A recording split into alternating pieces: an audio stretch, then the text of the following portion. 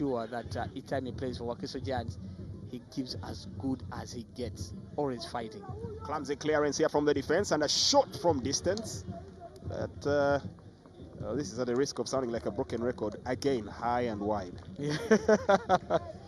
Again, a very good opportunity for URA, but the finishing still not up there. And I get a feeling that it's going to be very soon that we shall see David Obua making some changes, because that front line has looked really blunt when it comes to being ruthless in that final third. Aliro on the attack. They have numbers, but they're a bit slow in execution. Aliro picks up the ball once again from Semfuka. Bring it down here, teasing it. Can anybody fashion out a shot?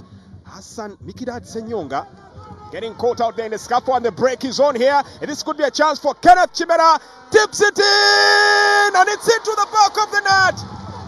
Against the run of play, Wakiso Giants deliver this strike of the game.